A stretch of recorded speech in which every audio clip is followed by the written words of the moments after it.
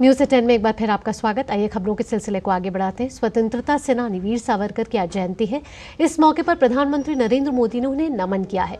Social media platform x पर प्रधानमंत्री ने कहा कि मातृभूमि की सेवा में अपना जीवन समर्पित करने वाले महान स्वतंत्रता सेनानी वीर सावरकर जी को उनकी जयंती पर कोटि कोटि नमन।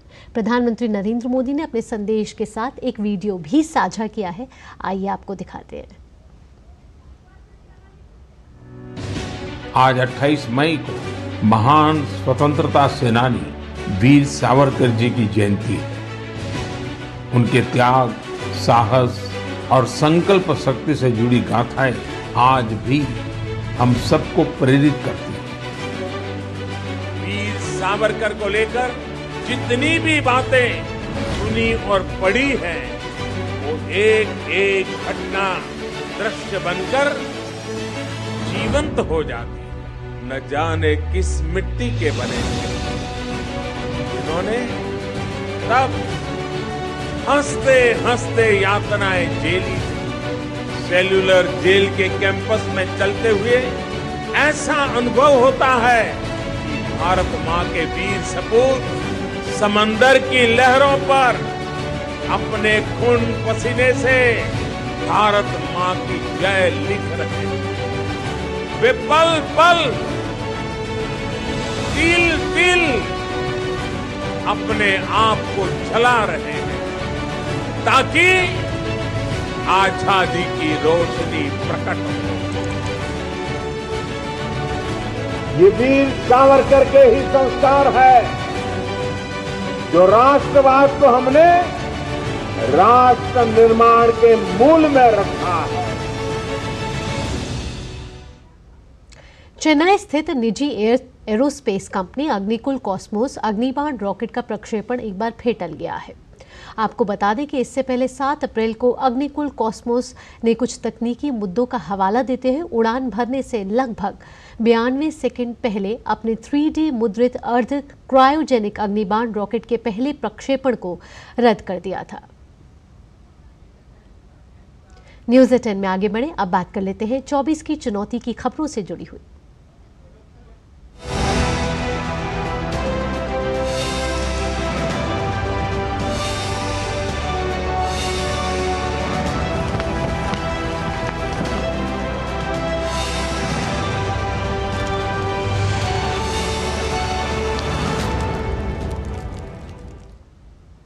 लोकसभा चुनाव के अंतिम चरण के चुनाव के लिए मतदान 1 जून को होगा। इसको लेकर सभी सियासी दलों ने चुनाव प्रचार में अपनी बची कुची ताकत झोंक दी है। कद्दावर नेता ताबड़तोड़ रैलियां और जनसभाएं करके सियासी समीकरणों को साधने में लगे हुए हैं। इसी कड़ी में सत्तारूढ़ दल बीजेपी के स्टार प्रचारक और प्रधानमंत्री नरेंद्र मोदी आज झारखंड और पश्चिम बंगाल में चुनाव प्रचार करेंगे। उनकी आज की पहली रैली झारखंड के दुमका में होगी। दुमका में बीजेपी प्रत्याशी सीता सोरेन चुनाव लड़ रही हैं, जो जेएमएम नेता शिबू सोरेन की बहू हैं और हाल ही में बीजेपी में शामिल हुई हैं। लोकसभा चुनाव का अंतिम चरण, राजनीतिक दलों ने चुनाव प्रचार में पूरी ताकत। भाजपा के स्टार प्रचारक प्रधानमंत्री नरेंद्र मोदी झारखंड में करने जा रहे हैं आज रैली और भाजपा ने अपना प्रचार अभियान तेज कर दिया है। आज प्रधानमंत्री नरेंद्र मोदी झारखंड के दुमका में चुनावी हुंकार भरते हुए नजर आएंगे।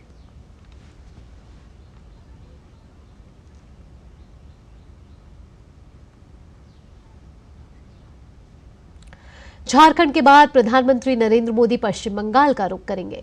बंगाल में उनकी पहली रैली दोपहर 2:30 बजे बारासात में होने वाली है।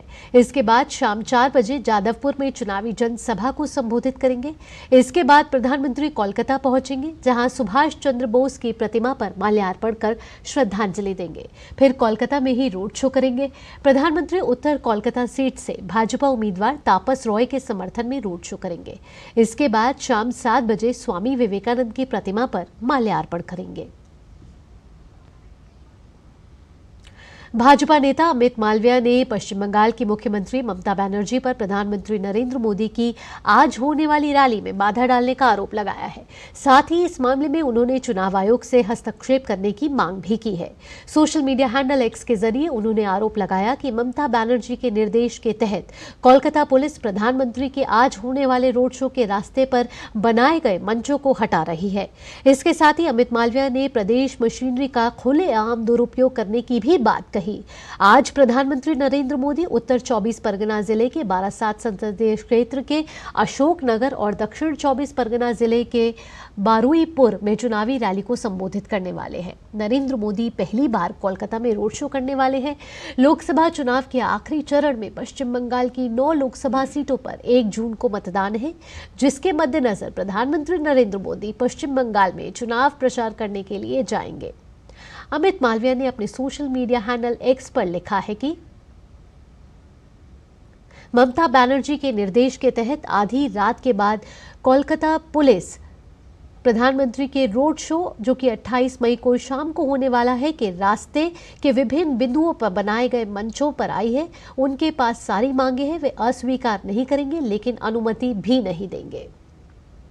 तो मामले में चुनाव आयोग से हस्तक्षेप करने की मांग की गई है। अमित मालविया के जरिए यहां उन्होंने कहा है कि ये राज्य मशीनरी जो है वो लगातार कोशिश कर रही है कि भाजपा को किस तरीके से हटाया जाए और मंचों को, जो प्रधानमंत्री नरेंद्र मोदी जिस मंच पर आज चुनावी जनसभा को संबोधित करने वाले हैं, उस पर भी अमित मालविया ने हमला बोला है। आइए अब आगे बढ़ते हैं। बारासात लोकसभा सीट से बीजेपी ने स्वप्निल मजूमदार को मैदान में उतारा है। बारासात तृणमूल का गढ़ माना जाता है।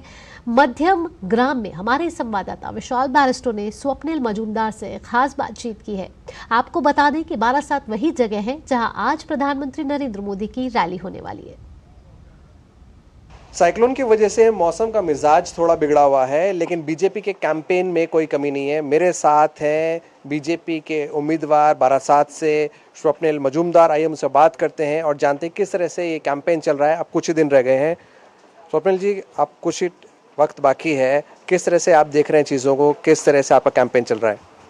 देखिए, कैंपेनिंग तो अभी तक बहुत बढ़िया रहा है, लोगों का रिस्पॉन्स भी अच्छा रहा, लेकिन आज बहुत सारे कार्यक्रम में प्रोग्राम था। ये साइक्लोन का वजह से, बारिश की वजह से रुकना पड़ा। अगला दिन भी बड़ा कार्यक्रम है हमारा। हम उम्मीद करते हैं आज रात तक बारिश रुक जाएंगे।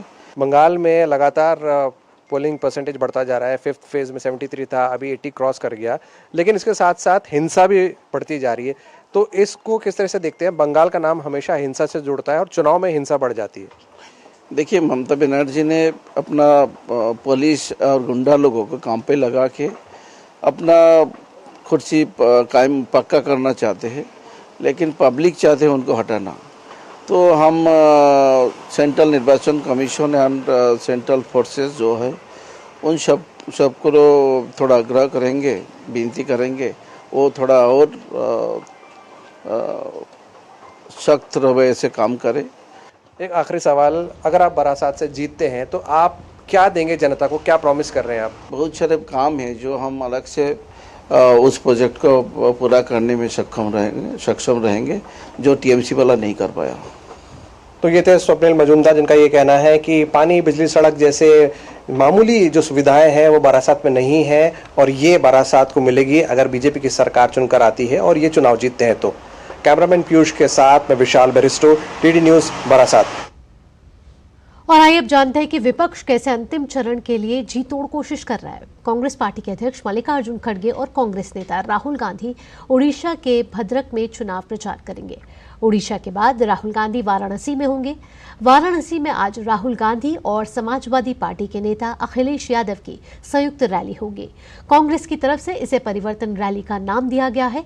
वाराणसी यूपी की सबसे हॉट सीट है क्योंकि इस सीट पर प्रधानमंत्री नरेंद्र मोदी चुनावी मैदान में है। वहीं कांग्रेस ने इस सीट से उत्तर प्रदेश कांग्रेस अध्यक्ष अजय रॉय को चुनावी मैदान में उतारा है, जबकि बीएसपी ने अतहर जमाल लारी को टिकट दिया है। लोकसभा चुनाव में प्रचार के दौरान अखिलेश राहुल एक साथ कई मौकों पर साथ नजर आए हैं। गठबंधन के ऐलान के बाद दोनों आगरा, कन्नौज, कानपुर में रैली कर चुके हैं। वहीं समाजवादी पार्टी की नेता डिंपल यादव घोसी में गठबंधन के प्रत्याशी राजीव कुमार राय के समर्थन में चुनावी जनसभा करेंगे। उत्तर प्रदेश की चंदौली लोकसभा सीट पर सपा कांग्रेस गठबंधन ने वीरेंद्र सिंह को उम्मीदवार बनाया है। वीरेंद्र सिंह किन मुद्दों को उठा रहे हैं, बातचीत की है हमारे संवाददाता शैलेंद्र मिश्र ने। वाराणसी के ठीक सटी सीट है चंदौली, जहां बहुत एक तरह से देखे मुकाबले पर सबकी नजरें हैं। हमारे साथ मौजूद हैं वीरेंद्र सिंह, जो समाजवादी पार्टी के उम्मीदवार हैं। समाजवादी पार्टी और कांग्रेस का गठबंधन है। हम उनसे बात करते हैं। वीरेंद्र सिंह जी, किन मुद्दों को उठा रहे हैं आप चंदौली में? बेरोजगारी सबसे बड़ा सवाल है वहाँ पे। किसानों की समस्या वैसे ही बरकरार है। वहाँ पर न कोई चिकित्सा का इंतजाम है, न किसी प्रकार का वहाँ शिक्षा के क्षेत्र में कोई काम हुआ है। आप जीते तो क्या करेंगे? हम जीतेंगे तो हम गरीबों के बीच के नेता हैं। हम राजनारायण जी के विचारधारा से जुड़े हुए हैं। हम स्वर्गीय लोहिया जी के विचारधारा से हैं, माननीय मुलायम सिंह के विचारधारा के हैं। हम गरीबों के बीच में रहते हैं और उनके साथ उठते बैठते हैं। उनकी समस्याओं का निदान करेंगे, उनके चेहरे पर खुशहाली लाएंगे, उनके चेहरे पर मुस्कान लाएंगे। चंदौली ऐसी सीट है जहाँ से महेंद्र नाथ पांडे केंद्रीय मंत्री हैं, बीजेपी के इस बार फिर से चुनाव मैदान में है और टक्कर दे रहे हैं वीरेंद्र सिंह, समाजवादी पार्टी के उम्मीदवार। तो सभी की निगाहें होंगी चंदौली लोकसभा पर, क्या नतीजे होंगे। इस तरह से हम अलग अलग चुनाव क्षेत्रों में उम्मीदवारों से बात कर रहे हैं, चर्चा कर रहे हैं। कैमरामैन कमलेश कुमार के साथ शैलेंद्र मिश्र, डीडी न्यूज चंदौली। उत्तर प्रदेश में 7वें और अंतिम चरण में वाराणसी से सटी हुई लोकसभा सीट चंदौली पर भी मतदान होना है। इस सीट से निवर्तमान सांसद और केंद्रीय मंत्री महेंद्र नाथ पांडे फिर से बीजेपी उम्मीदवार हैं। बीजेपी उम्मीदवार के तौर पर महेंद्र नाथ पांडे जीत की तिकड़ी के लिए मैदान में हैं, जबकि सपा से वीरेंद्र सिंह उम्मीदवार बनाए गए हैं। बीजेपी उम्मीदवार महेंद्र नाथ पांडे से खास बातचीत की है हमारे संवाददाता शैलेंद्र मिश्र ने। 7वें और अंतिम चरण में चुनाव होना है चंदौली में। चंदौली वाराणसी के बगल की सीट है, बहुत महत्वपूर्ण सीट है। केंद्रीय मंत्री महेंद्र नाथ पांडे हमारे साथ हैं। बीजेपी ने फिर उम्मीदवार बनाया है।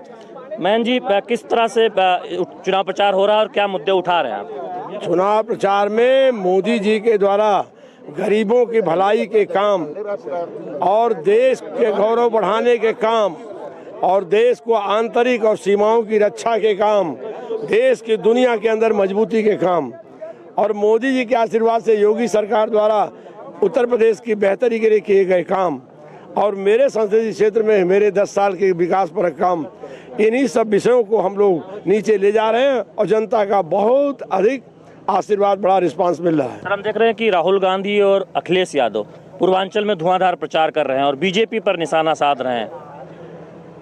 वो कुछ भी साधे, जनता सीधे भारत की भलाई का साधन नरेंद्र मोदी को मानती है और नरेंद्र मोदी के अगुवाई में ही भारत के आम जनता के सारे देश हित के लक्ष्य, गरीबों की भलाई के लक्ष्य साध्य होंगे। इस बार आप जीते तो क्या प्राथमिकता होंगी, कुछ काम होंगे जेहन में, चंदौली में क्या कुछ? इस बार मेरे जीतने के बाद कुछ नहरों का जाल और बढ़ेगा, कुछ विस्तार होगा, एजुकेशन फील्ड में मेरे काम होंगे, सड़कों के काम को इस तरह सजा रहा हूं कि जिससे संपूर्ण बनारस आने वाले दिनों में जिस तरह एक नए वाराणसी परिक्षेत्र के रूप में डेवलप होने का सीधा सीधा लक्षण दिखलाई पड़ रहा है। महेंद्र नाथ पांडे चंदौली से निवर्तमान सांसद हैं, केंद्रीय मंत्री हैं और बीजेपी उम्मीदवार हमसे बात कर रहे थे। कैमरामैन सौरभ शुक्ल के साथ शैलेंद्र मिश्र, डीडी न्यूज चंदौली।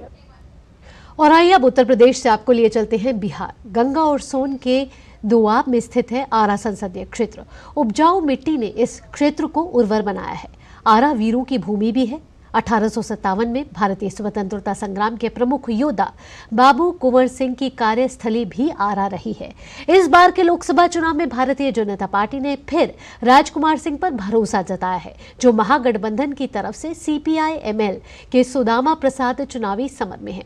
क्या है आरा का सियासी मिजाज, देखते हैं धीरज कुमार की ये खास रिपोर्ट।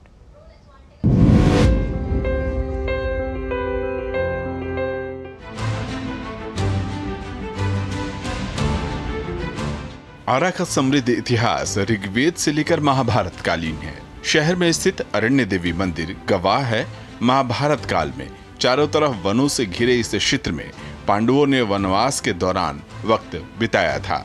मोरध्वज की कथाओं में भी आरा का जिक्र है। पौराणिक कथाओं और किंवदंतियों से भरपूर है ऐतिहासिक शहर आरा का इतिहास। मोरध्वज नाम का राजा बनता है और वह मोरध्वज अपने लड़के को आरा से चीर के विष्णु भगवान को आधा अर्पित करते हैं। उसी आरा के चीरने के आधार पर जो है कि आयरन देवी बने और उसी टाइम से आरा उसका नाम है। आरा हाउस गवाह है कि ये अमर क्रांति की धरती रही है। अंग्रेजों के बनाए दस्तावेज और भवन आज भी संरक्षित हैं, जहां बाबू वीर कुंवर सिंह ने 1857 की क्रांति में अंग्रेजों के छक्के छुड़ाए थे। आरा बाबू जगजीवन राम की जन्मभूमि भी है, जिनकी पदचाप लंबे समय तक भारतीय राजनीति में सुनी गई। 2024 के लोकसभा चुनाव में यहां से तीसरी बार केंद्र सरकार में मंत्री राजकुमार सिंह भाजपा के प्रत्याशी हैं। उन्होंने यहां बीते 10 साल में मेडिकल कॉलेज, इंजीनियरिंग कॉलेज, सोन नहर का पक्कीकरण, रेलवे का विस्तार, कोइलवर 6 लेन पुल का निर्माण, आरा बक्सर 4 लेन का निर्माण कर क्षेत्र की तस्वीर बदल दी है। आरा पटना 4 लेन का निर्माण कार्य भी पूरा हो गया है। ग्रामीण सड़क, बिजली से लेकर सौर ऊर्जा को राजकुमार सिंह ने गांव-गांव तक पहुंचाया है। विकास हमने किया उतना हमसे पहले किसी सांसद ने नहीं किया, किसी विधायक ने नहीं किया इस जिला के लिए। तो हमने तो जिला का स्वरूप बदल दिया। जितने बड़े काम है सो सब कर दिया। हर गांव में योजना दिया, बिना भेदभाव का योजना दिया। और भी जो हमारे जितना हमने वादा किया था सब पूरा कर दिया। एक हमारा वादा बाकी है, अब उसको भी करेंगे, वो है नहर का पक्कीकरण, उसको भी करेंगे। ये अटक गया कहीं, अब उसका छोड़ दीजिए, पॉलिटिक्स में अटक गया, लेकिन उसका भी विकल्प हमने ढूंढ लिया। अब हम हर खेत तक बिजली पहुंचा रहे हैं ताकि किसान का सिंचाई हो जाए। आज सिर्फ बिहार में नहीं कर रहे हैं, सिर्फ आरा में नहीं कर रहे, देश भर में कर रहे हैं। महागठबंधन ने आरा से CPI ML विधायक सुदामा प्रसाद को उम्मीदवार बनाया है। सुदामा प्रसाद ने किसानों के मुद्दे, बेरोजगारी और महंगाई को मुद्दा बनाया है। वो राजकुमार सिंह के विकास को हवाई बताते हैं। कहते हैं राजकुमार सिंह ने किसानों को ठगा है, नहर का निर्माण पूरा नहीं किया है। कुछ बदलाव नहीं हुआ है। आप अंदर में जाकर के देख लीजिए शहर की गलियों की क्या स्थिति है। 2014 और 2019 में माननीय सांसद जी का चुनावी वायदा था कि ये नहरों का पक्कीकरण कराएंगे, लेकिन कुछ नहीं हुआ। आरा में करीब 21 लाख मतदाता हैं। सत्ता की कुर्सी तक पहुंचने के लिए यहां जातीय समीकरण की भी अहम भूमिका होती है। आरा में यादव, राजपूत, भूमिहार, कुशवाहा मतदाता जीत में अहम भूमिका निभाते हैं। हालांकि राजनीतिक पंडित कहते हैं कि आरा में बीते सालों में हुए विकास ने जातीय गोलबंदी को तोड़ दिया है। जातीय गोलबंदी बहुत टूट चुकी है। यहाँ पर आम मतदाता सीधे केंद्र की तरफ देख रहे हैं।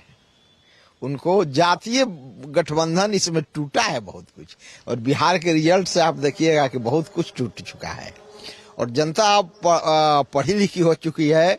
नवयुवक वर्ग जो 18 से 30 साल की उम्र है वो सत्य को समझ रहा है। उसको रोजगार चाहिए, विकास चाहिए, न कि जातिवाद चाहिए।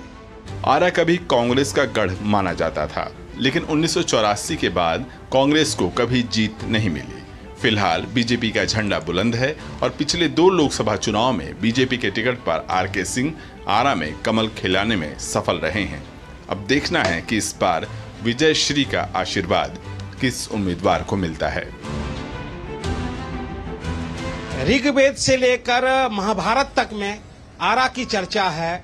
आरा वीरों की भूमि है, बाबू वीर कुंवर सिंह की भूमि है। बात अगर हम लोकसभा चुनाव की करें तो यहां से बीजेपी के RK सिंह हैट्रिक के फिराक में हैं, तो CPI ML के सुदामा प्रसाद भी कड़ी धूप में मेहनत कर रहे हैं। कैमरामैन संदीप कुमार के साथ धीरज कुमार, DD न्यूज, आरा। तो ये तो थी खबरें 24 की चुनौती से जुड़ी हुई। यहाँ रुक रहे एक छोटे से ब्रेक के लिए। खबरें और भी हैं, आप जुड़े रहिए न्यूज़ 10 के साथ।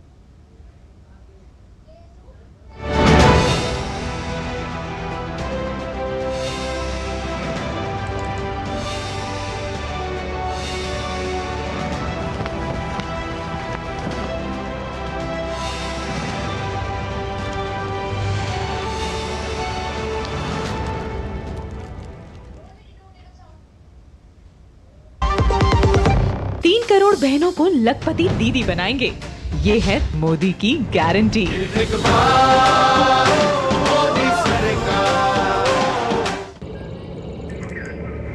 Curiosity can take you to some out of the world places. Took me to the moon today. Curious about this place? Scan this QR code before I take it off with my Seat tires.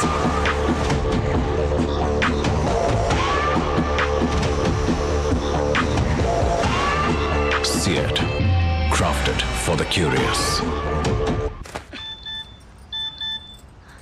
हो गया इंतजाम। किसका? गुड्डी की fees का। दिखा। 20,000 का loan तुरंत। पता है कौन दे रहा है, ब्याज कितना है? लोन विनियमित संस्थानों से ही लें और कर्ज उतना जितनी जरूरत, वो भी जांच कर। हो गया इंतजाम। पगार एडवांस में भेजिए। आरबीआई कहता है सही वित्तीय बर्ताव करे आपका बचाव।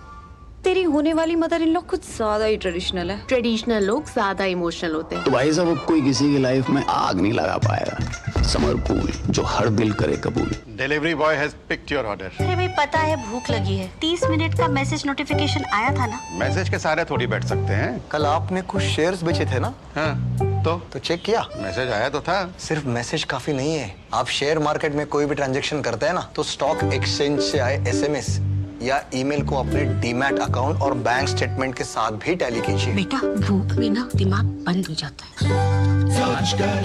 समझ कर इन्वेस्ट कर। सोचा आपको याद दिला दूं कि मोदी के पहले की सरकारों ने अदालतों में घसीट के ले गए हमारे आराध्य को। वोट देने से पहले सोचना जरूर।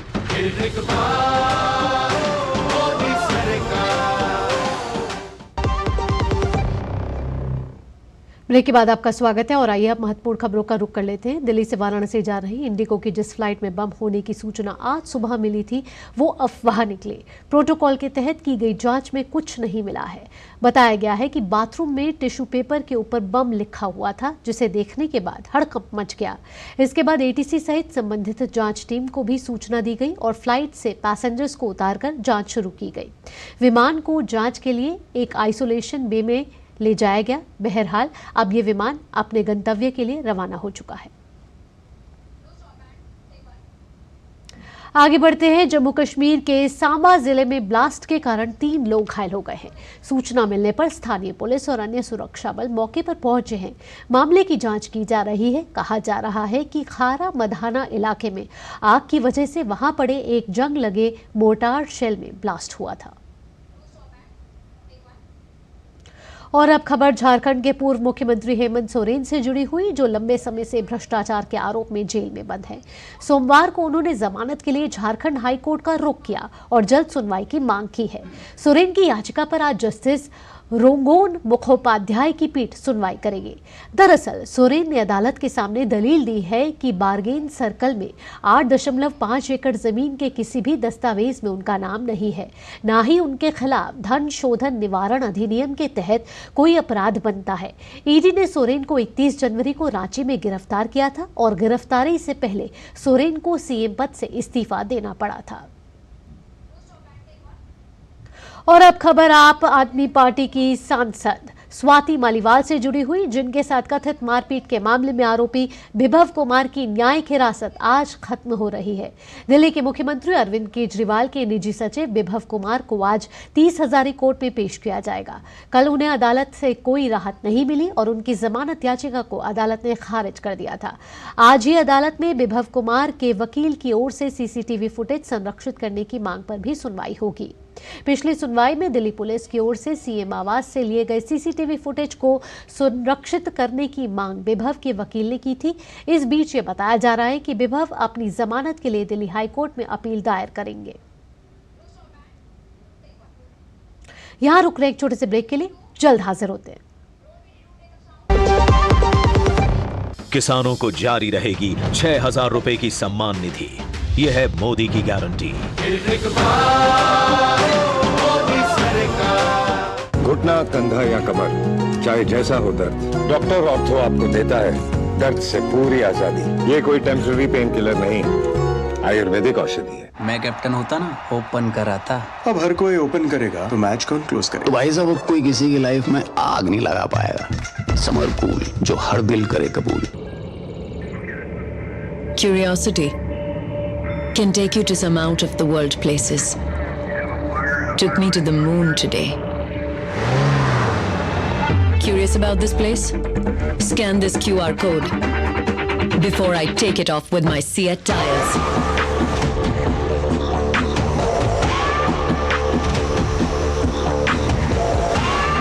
Seat, crafted for the curious.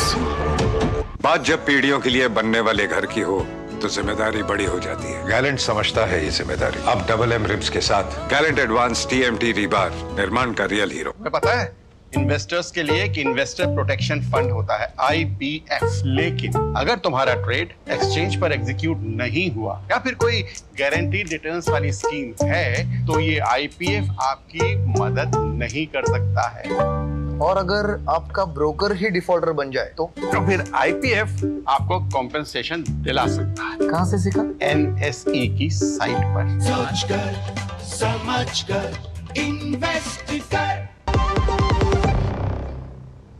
और ब्रेक के बाद अब बात मौसम से जुड़ी खबरों पर।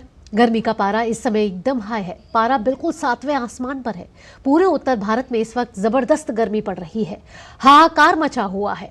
राजस्थान का फलौदी लगातार देश का सबसे गर्म इलाका बना हुआ है। कल भी यहां सबसे अधिक 49.4 डिग्री सेल्सियस तापमान दर्ज किया गया।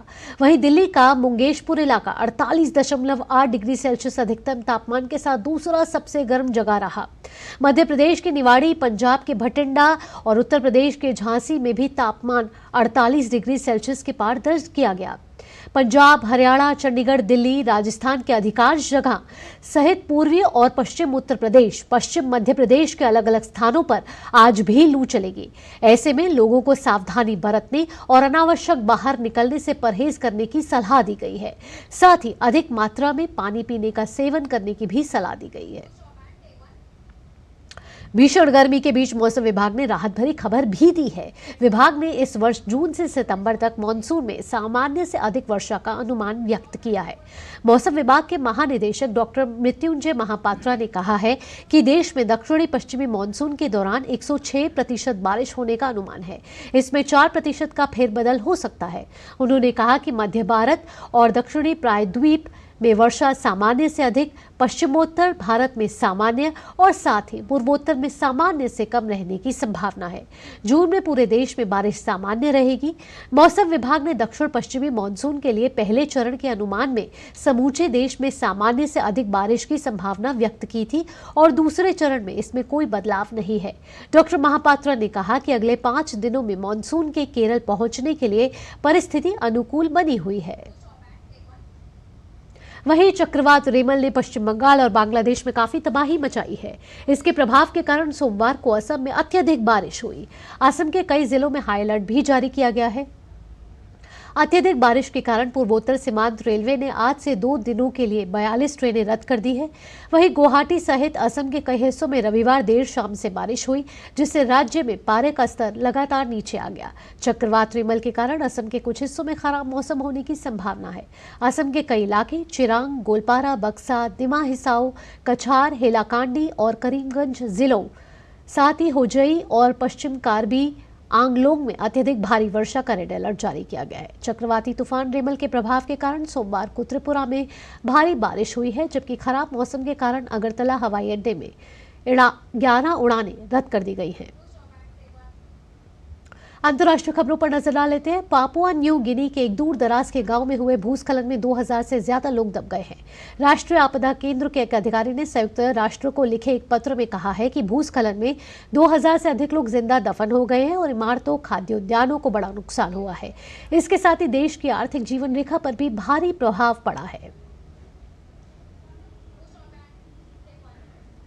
पापुआ न्यू गिनी में आए खौफनाक भारी भूस्खलन में जान गंवाने वाले लोगों को और हानि को लेकर प्रधानमंत्री नरेंद्र मोदी ने दुख जताया है। उन्होंने कहा कि भारत पापुआ न्यू गिनी के साथ मुश्किल समय में खड़ा है। पीएम मोदी ने सोशल मीडिया प्लेटफॉर्म एक्स पर लिखा कि पापुआ न्यू गिनी में विनाशकारी भूस्खलन के कारण गए लोगों की जान और क्षति से गहरा दुख हुआ है। प्रभावित परिवारों के प्रति हमारी हार्दिक संवेदना और घायलों के शीघ्र स्वस्थ होने की हम प्रार्थना करते हैं। भारत पापुआ न्यू गिनी की हर संभव मदद के लिए तैयार है। खेल से जुड़ी खबरों पर नजर डालते हैं। लाल बजरी के बादशाह राफेल नडाल फ्रेंच ओपन के पहले ही दौर में हारकर बाहर हो गए हैं। नडाल को अलेक्जेंडर ज्वेरेव ने सीधे सेटों में 6-3, 7-6 और 6-3 से मात दी है। पेरिस में 2022 में खिताब जीतने के बाद पहली बार फ्रेंच ओपन में नडाल का पहला मैच था। नडाल पहली बार पहले ही दौर में हारे हैं। ताजा उलटफेर के बाद ज्वेरेव, रॉबिन सोडरलिंग और नोवाक जोकोविच के बाद क्ले कोर्ट स्लैम में नडाल को हारने वाले तीसरे खिलाड़ी अब वे बन गए हैं। इसी के साथ इस बुलेटिन में इतना ही। डीडी न्यूज पर खबरों का सिलसिला यूं ही जारी रहेगा। फिलहाल के लिए मुझे दीजिए अनुमति। नमस्कार।